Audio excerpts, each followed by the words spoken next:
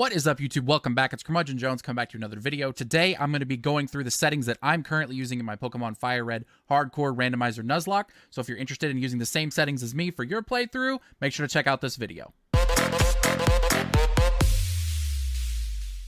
And if you guys would, please subscribe to the channel. We're trying to hit 1,000 subscribers for the community tab and for monetization. If we do hit 1,000 subscribers, I'm going to do a giveaway, and I'm going to do an extreme randomized Nuzlocke over on twitch.tv/CurmudgeonJones. All right, guys, so first you're going to want the Universal Pokemon Randomizer. I currently have this version that says ZXV4.2.0. There's actually settings in this randomizer that other randomizers don't have, and I'll go through those whenever I get to them. So on this first page, it's going to pull up. You're going to open your ROM. You're going to do all that cool stuff that you guys have probably done before if you're interested in randomized games. I'm not going to go through that right now.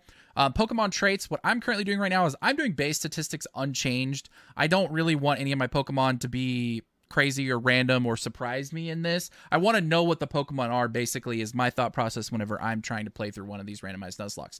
But I will say one thing that I did do is update the base stats to Generation 8 because it is going to help out some of those weaker Pokemon, some of those Pokemon that they've changed over the generations. It's going to make them a little bit better and more usable in this actual Nuzlocke. So I didn't change anything on the Pokemon types. I didn't change any of their abilities, and I didn't change any of their evolutions. The only thing I did do to evolutions is I made impossible evolutions. I checked this right here. I made it possible to get them.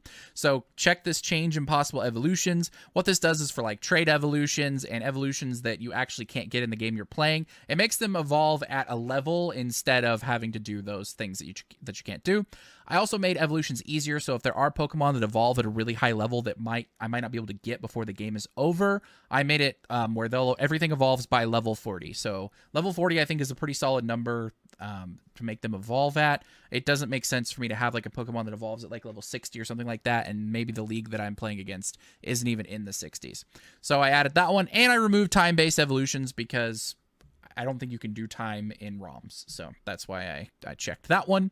The next thing I went to is starter Pokemon. I do random completely on my starters. That way I could get anything. I could get a terrible baby Pokemon. I could get legendaries. I could get anything. I am not playing with legendaries in this playthrough right now. So if I do get a legendary, I just won't pick that.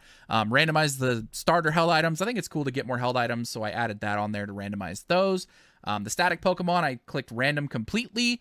I want a completely random static Pokemon, and I don't really want them to be legendaries. If they happen to be legendaries, I just won't use them. So I'm hoping for no legendaries there. In-game trades, I randomized both requested and given Pokemon because it's just kind of a cool thing to have randomized, and I randomized the item that Pokemon can be holding. Moves and moveset, I didn't do anything here except update the moves to Generation 8. That's the only change that I made here. Like I said, I like to know what the Pokemon I'm going to be facing do. So I don't change their abilities, I don't change their moves, I don't change their evolutions, I don't change any of that stuff. Foe Pokemon, the trainer Pokemon, I made random completely. I did do rival carry starter through the game. I think it's interesting to have your rival carry the starter through the game because you're going to be carrying your starter through the game, so it can make kind of a cool rivalry between your starter and their starter. I think that's kind of cool. No early Wonder Guard. I put this on. I didn't have this checked in the past, but I decided to turn it on because basically Wonder Guard can just kill a run, and that's a really lame way to just lose a run. So Pokemon can't be given Wonder Guard until level 20.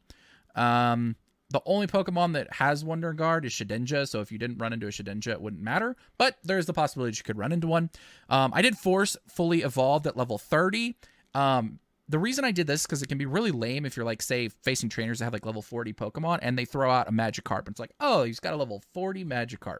That's really lame. So I forced fully evolved at level 30. This is where these are settings that you might only turn on if you really want to make your playthrough harder. If you noticed in the last episode, this actually came into play. So I made boss trainers, important trainers, and regular trainers. No, I don't want regular trainers. Sorry. Let me turn the regular trainers setting off. I want boss trainers and important trainers to have 6 Pokemon. So I bumped this number up as high as I could go. So this makes boss trainers and important trainers guaranteed to have 6 Pokemon. This is a difficulty thing that I think makes it more fun. I think it's really stupid that some gym leaders have like 2 or even some late gym leaders can even have like only 4 Pokemon. I think that's really lame. I think they should have 6. So I went ahead and did that. And I added held items to boss trainers and important items. I'm not going to do it to regular trainers. I just turned this on because I thought it was something similar to this, but it's not.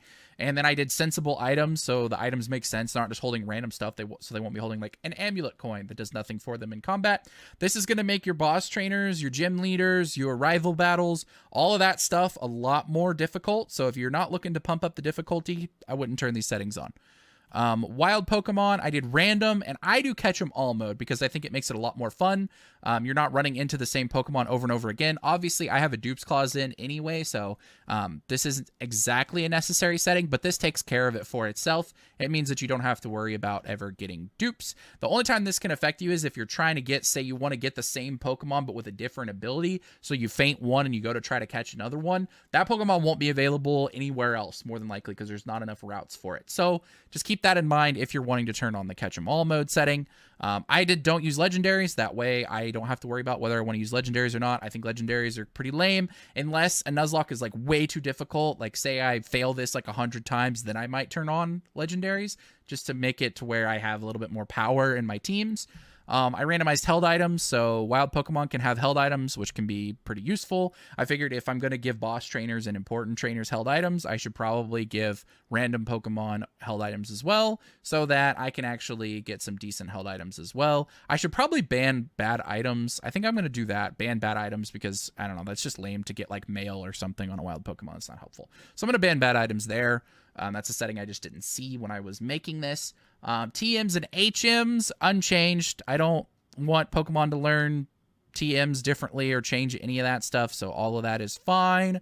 I will say one thing that you should probably turn on is full HM compatibility, because you could technically lose a run in some of these older games if your Pokemon can't, if you don't have a Pokemon that can learn an HM.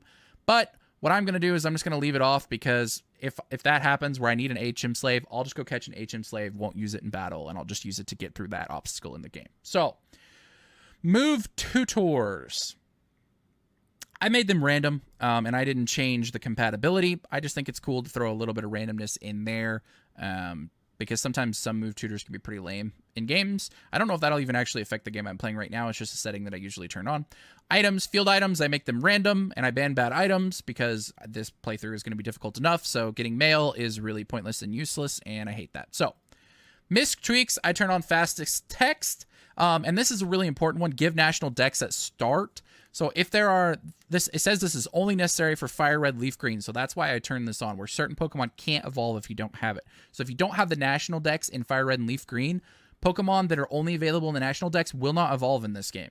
So, yeah, I just give national dex at start. It's not really anything that affects gameplay other than that. It's just nice to have the national dex so that you can actually like have your Pokemon in the Pokedex. So, those are my settings for the FireRed Hardcore Randomizer Nuzlocke. Let me know what you think of my settings in the comments. I'm mostly just doing this in case people are curious. It's just a video to throw up on the channel so that if people are ever wondering, hey, what settings are you using? I can just point them to this video instead of having to explain it all. So thanks for watching, guys. I appreciate it. Thank you guys all for this so much support lately. I've got a few things to plug here at the end of the video, so if you don't care about my shameless plugs, then go ahead and move on to the next video that you want to watch. But please follow me on TikTok. I actually created a TikTok this past week. I post the best clips and even exclusives that you can only find there. So if you want to get some exclusives and see the highlights of my YouTube videos and streams in the future, follow me on TikTok. Also, please follow me on Instagram for the story interactions. I post a lot of questions on my stories, and I post polls and things that you guys can actually interact with and give me some feedback on there. And I post highlights and clips. Subscribe to the channel. Like I said at the beginning of the video, we're trying to hit 1,000 subscribers, and I'll do a giveaway and a special extreme random Nuzlocke stream when we get there. And then if you would like to, I don't really plug this one that often, but please follow me on Twitter. I mostly retweet and comment on random stuff on Twitter, so if you follow me there, it'll just make your feed a little bit more interesting because you get to see all the cool stuff that I retweet. So, thank you guys for watching. I really appreciate it. I hope I'll see you guys in the next video. Have fun Nuzlocking. Peace.